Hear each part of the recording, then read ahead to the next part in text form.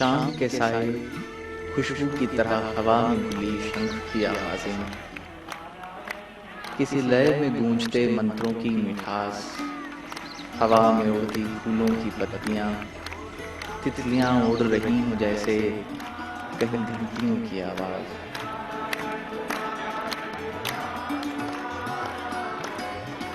हरिद्वार में जब गंगा की आरती उतारते हैं तो लगता है जैसे पानी में भी चिराग जल उठे हों।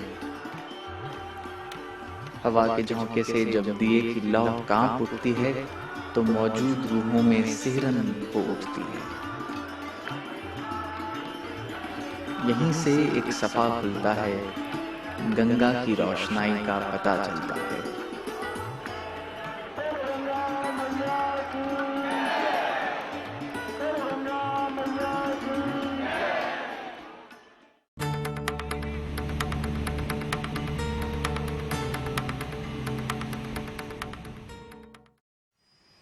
इतिहास में पांव के निशान देखते हैं तो एक मध्यम सी आवाज गूंजती है।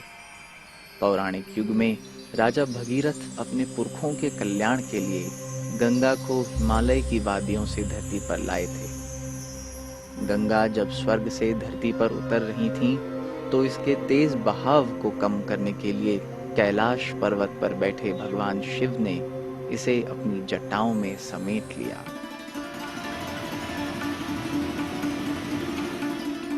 मान्यता है कि गंगा शिव की जटाओं से निकली है, लेकिन धरती पर ये नजर आती है हिमालय की गोद में। गंगोत्री से निकलने के बाद गंगा हिमालय की वादियों को चीरती हुई उत्तर भारत के मैदानी इलाकों में पहुंचती है। यहाँ आकर ये आस्था का सबसे बड़ा केंद्र बनती है। बहुत बड़े विशाल तपस्या करके भागीरथ बाबा लेकर के यहाँ गंगा को प्रवेश किए हैं। पहले तो गंगा ऊपर में रहते थे, लेकिन अब नीचे की ओर में बिछाए। सगर जो है उसके 60,000 जो पुत्र थे वो कपिल मुनि के श्राप से भस्म हो गए थे। उनकी मुक्ति के लिए राजा भगीरथ इसको जो है गंगा ब्रह्मा जी से लेकर के यहाँ तक आए थे और यहाँ पर उनको तर्पण श्राद्ध किया। उसके पश्चात गंगा नाम से आगे इसका अवतरण हो गया। गंगा भारत की सबसे प्राचीन नदियों में से है। गीता में भगवान ने स्वयं कहा है अपने आप कि अगर नदियों में मैं गंगा हूँ, और है अंतरिक्ष में आकाश गंगा है, पृथ्वी पे गंगा है, और हमारे भीतर ईड़ा पिंगला के रूप में गंगा है। गंगा जीवनदायिनी है, मोक्षदायिनी है, अमृत है इसका पानी। हरिद्वार में हर साल गंगा नदी का जन्मोत्सव मनाया जाता है। नदी का जन्मोत्सव मनाना हमारी गौरवशाली परंपरा का अहम हिस्सा है। इतना ही नहीं, पतित पावनी जीवनदायिनी गंगा हजारों सालों से एक ऐसी निरंतर जलधारा बनी हुई है जो 40 करोड़ से भी ज्यादा लोगों की जीवन धारा है।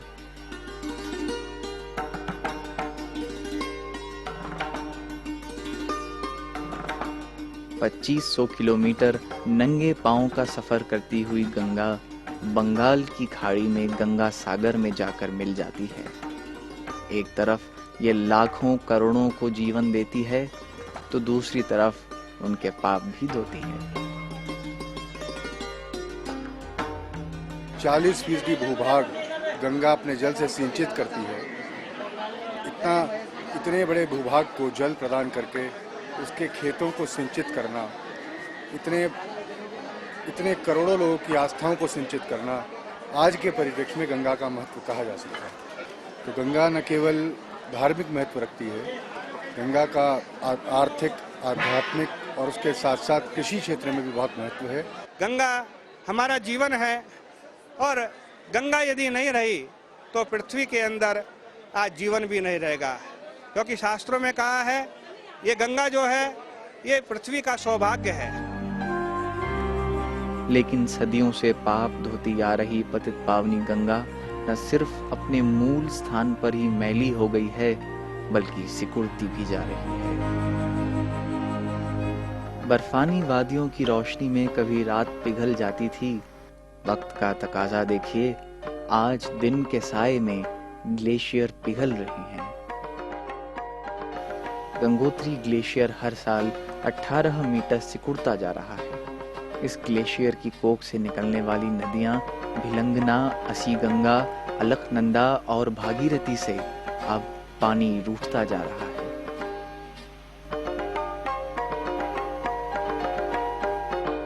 हाल ही में गूगल अर्थ ने सैटेलाइट से जो तस्वीरें ली हैं, उनसे पता चलता है कि गंगा और उसकी सहायक नदियां सूखती जा रही हैं। भागीरथी नदी का 8 किलोमीटर हिस्सा सूख गया है, जो कि 2004 में सिर्फ 1 किलोमीटर तक ही सूखा था। On 4th of March, we took a photograph of the river flowing and then suddenly becoming dry, and a photograph of the dry patch. At that time, the dry patch was only about 1 kilometer. But a month later, we took a Google photograph, and then we saw all this dry patch, even drier than this, up to 6 kilometers. Okay. But now, of course, because of two days of rains, there is a little flow, as I told you. But this will also dry up, because we have 1 month more to go for monsoon. So you'll have a dry patch which will be longer than 6, maybe 8 to 9 kilometers. इन तस्वीरों को देखकर पर्यावरण वैज्ञानिक हैरान हैं और इस बात पर शंका जाहिर करने लगे हैं कि अगर यूं ही गंगा और उसकी सहायक नदियों का पानी सूखता रहा तो अगले 50 से 100 सालों में ये जलधाराएं अपना अस्तित्व ही खो बैठेंगी। Bhagirathi, which starts from Gangotri, is the main stream of the Ganga. She comes from about 150 kilometers away from Gangotri, and the glacier is another 20 kilometers behind that. And then she comes, and there are a few projects on the way which have destroyed the flow of the Bhagirathi already at a number of places. वातावरण प्रेमियों के आगे यही बात एक सवाल बनकर खड़ी हो जाती है कि हजारों सालों से बहती आ रही गंगा नदी सन 2025 तक एक मौसमी नदी बनकर रह जाएगी। क्या यही है हमारी आने वाली पीढ़ियों का भविष्य? विकास के नाम पर जो हम इसका गला घोट रहे हैं और जो गंगा को गंगा ना रहने दे रहे हैं। पहले सरस्वती विलुप्त हुई, यमुना विलुप्त होने के कगार पर है और गंगा उसके राह पे चल पड़ी है। हम खुद को मार रहे हैं, हम अपनी आने वाली पीढ़ी को क्या देंगे? सिर्फ ये बताएंगे कि इस देश में घी दूध की नदियां बहती थी, गंगा माँ थी हमारी। वो कहेंगे इन किताबों को फाड़ के फेंको, और हमें जूते मारेंगे, हमें उल्टा सीधा कहेंगे। हम उनके सामने कितना झूठ बोलेंगे? अपनी आने वाली पीढ़ी को हम यही देके जाएंगे कि ये गंदे नाले जो थे ये गंगा थी, इसका पानी अमृत। लीन सीजन में भागीरथी नदी का बहाव 40 क्यूबिक मीटर प्रति सेकंड से कम होकर आधा क्यूबिक मीटर प्रति सेकंड रह जाता है। The trouble is that they collect water also during the lean season and during the monsoons. And their basic argument in formulating the project is that all the water to the maximum extent of any river should be stored for distribution to farmers in the lean season. आम जनता के जहन में यही सवाल उठता है कि नदियां आखिर क्यों सूखती जा रही हैं। एक वक्त था जब पानी चलता तो पत्थरों का सीना चीर देता था। कहीं चलते चलते नदियां यूं ही मोड़ मुड़ जाती तो कहीं बल खाकर चलती थीं। अब नदियों की चाल इतनी धीमी क्यों हो गई है? ऐसी नदी के पानी को किसने रोक रखा है? कहां और क्यों? कुछ ऐसा ही हाल भागीरथी नदी का है। भागीरथी नदी के सीने पर अभी 4 और डैम बन रहे हैं, जिन्हें मानेरी बाली, भैरों घाटी, लाहौरी नागपाल और पाला मानेरी के नाम से पुकारा जाता है। Unfortunately, they are counterproductive. In the Himalayan region, they are destroying the flow. Now, because of these big projects, the flow of Bhagirathi is already finished. Firstly, you must decommission the projects you have already put in place, convert them to run of the river if possible, and create new run-of-the-river projects by using the dams or barrages and canal system. As per their own assertion, the irrigation efficiency is 35%, which means that 65% of the water is being lost. Now, if you have a project where you are losing 65% of this very beautiful resource, then you are not doing the best job for the country. Ganga के बहाव के कम होने का मुख्य कारण Tehri dam है, जो भागीरथी के तट पर कुछ साल पहले ही चालू किया गया। जिस मकसद को लेकर टेहरी डैम बनाया गया, अब उस मकसद को पूरा करना इस डैम के लिए मुश्किल होता जा रहा है। 1000 मेगावाट बिजली पैदा करना इस डैम का मकसद था, लेकिन लीन सीजन में पानी कम होने के कारण ये बांध सिर्फ 100 मेगावाट बिजली पैदा कर रहा है। ऐसे हालात में आशंका यही है कि इस डैम को बंद किया जा सकता है।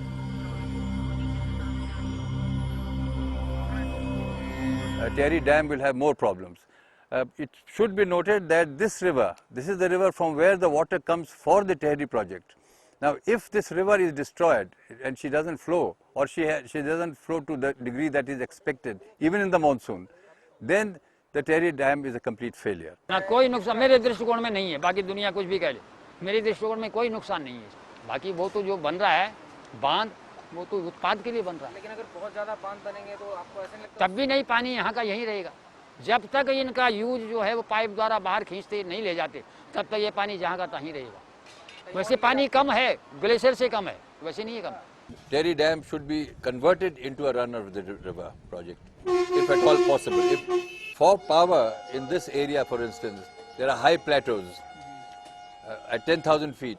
You can put wind generators at that height. We are finding that the water of all the tributaries of the Ganga, starting with the Bhagirathi and now Alaknanda also, is all being, they are all losing water. It's very unfortunate that the government has not been paying attention to this. Earlier, 2 projects were stopped in the Tarai region because of high porosity. We know about that. But for these projects, they have not taken that into account. Ganga के साफ शफाफ पानियों के आईने में कभी कुदरत अपना चेहरा देखा करती थी, मगर आज ये पौराणिक नदी अपने मूल स्थान पर मैली हो गई है।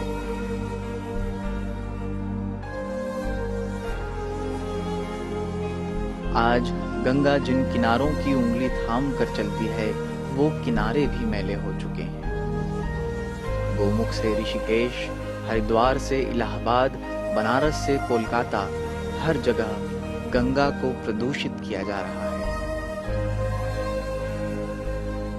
कहीं सैलानी तो कहीं कारखानों का तेजाबी पानी गंगा के अमृत को जहरीला बना रहा है। इस स्थिति के लिए प्रत्यक्ष रूप में यदि कोई जिम्मेदार है तो हम सब लोग जिम्मेदार हैं, और इसको मैली होने से बचाने के लिए हमारे को जन जन के अंदर ये भावना उत्पन्न करनी पड़ेगी कि गंगा हमारी आत्मा है। गंगा में किसी प्रकार का कूड़ा, गंदगी, और हम जो फूल भी गंगा जी के अंदर डालते हैं, यदि उससे भी प्रदूषण होता है, यदि हम दूध भी गंगा जी में पूजा के लिए चढ़ाते हैं, उससे भी प्रदूषण होता है, तो हमें गंगा के जल में फूल और दूध का भी उपयोग नहीं करना चाहिए, बल्कि प्रतीक रूप में बाहर से ही फूल दूध चढ़ा करके अपनी भावनाओं की, कामनाओं की, आकांक्षाओं की पूर्ति कर लेनी चाहिए। अगर हम भगवान को पुष्प से गंदा माने तो ये गलत है, क्योंकि जैसे लेडी लोग का श्रृंगार होता है झुमका वगैरह, उस तरह से गंगा माता का श्रृंगार होता है पुष्प। ये पुष्प के द्वारा गंगा जी को श्रृंगार अर्पित करते हैं, पूजा अर्पित करते हैं और इनसे प्रार्थना याचना मांगते हैं। अब ऐसा है, प्रदूषण तो वाकई में इनमें है, लेकिन वो उससे नहीं है, ये वायुमंडल से नहीं है, ये तो प्रदूषण धरती का प्रदूषण इसमें जा रहा है, क्योंकि रिसाव है। जितना भी इसमें जो है रिसाव होगा सब यहीं जाएगा, क्योंकि ढलान है, जाना ही। ये निश्चित बात है, तापमान इतना बढ़ गया है कि ऊपर अगर आप जाएंगे तो 25-26 डिग्री तो आपको अंतरिक्ष में मिलेगा ही, इतना तापमान, जबकि वहां पर 5 डिग्री होना चाहिए। यहाँ पर भी फिर वही सवाल सताने लगता है कि गंगा के तट पर रहने वाले लोगों की क्या सूरत हाल होगी। बिन पानी के कैसे जी पाएंगे? क्या जहन में आया है कभी? वॉशिंगटन आधारित अर्थ पॉलिसी इंस्टीट्यूट के फाउंडर प्रेसिडेंट लेस्टर ब्राउन का मानना है कि ग्लेशियर पिघलने का मुख्य कारण तापमान में बढ़ोतरी यानी गर्मी का बढ़ना है, जो कि वातावरण में बढ़ते हुए कार्बन डाइऑक्साइड के कारण हो रहा है। मिस्टर ब्राउन का मानना है कि कार्बन और CFC एमिशंस को 80% तक कम करना होगा और इसके लिए विकासशील देशों के साथ साथ विकसित देशों को भी पहल करनी होगी। For the river, please do plantations in their catchment area, because that is the best way to revive a river. As you know, the South Indian rivers don't have glaciers, so even if the glaciers are receding in the Himalayas, you will still be able to maintain flow if you have enough trees, enough forest cover. So please let us replant all the forests, restore the forest cover. Then the impact of receding glaciers will not be there on these streams. Important thing for the Indian nation is that we cannot afford to lose this river. This river is sacred to us. It also feeds, along with its tributaries, the people of the entire Gangetic basin. First of all the projects which are upstream of Dharasu, they should be stopped. Work on them should be stopped. They should be completely reconsidered, and only run-of-the-river projects should be implemented, whereby the flow is not diminished. The projects that are being implemented have got their own reservoirs. With that reservoir, there is going to be more seepage. Just as in Tehri, the seepage level today is 85% of the lean season flow.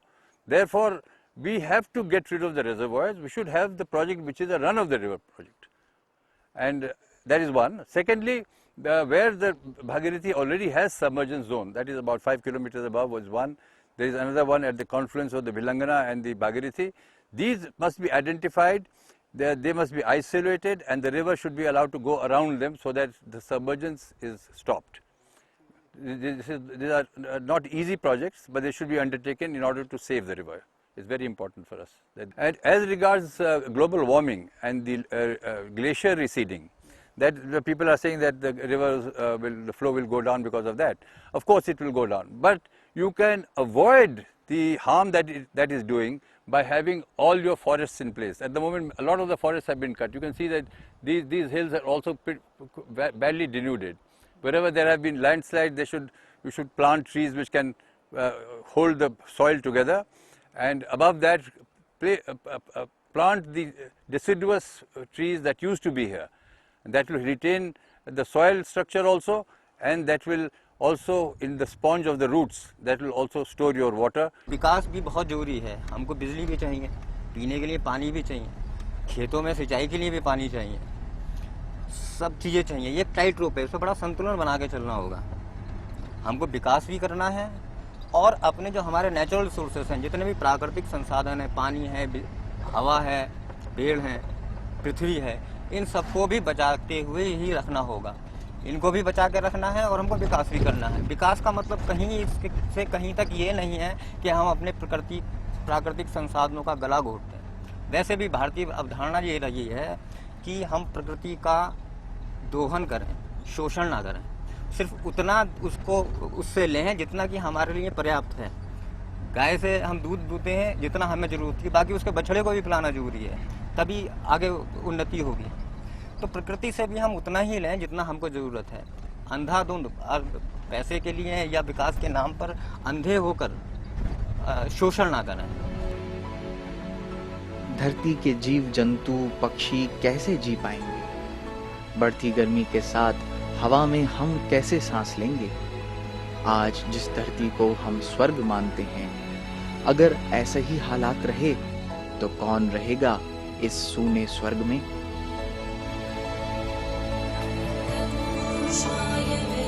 जिस गंगा के किनारों पर बैठकर ऋषि मुनियों ने तपस्या की, हजारों मंत्रों को लिखा, आज उसी नदी से पानी खफा है। ये नदियों के सूखने का सिलसिला सिर्फ गंगा तक सीमित नहीं है, बल्कि पूरे हिंदुस्तान से लिपटा हुआ है। विस्तार है अपार, प्रजा दोनों पार करे हाहाकार, निशब्द सदा ओ गंगा तुम, ओ गंगा बहती हो क्यों। विस्तार है अपार, प्रजा दोनों पार करे हाहाकार, निशब्द सदा ओ गंगा तुम, गंगा बहती हो क्यों। ओ गंगा तुम, गंगा बहती हो क्यों।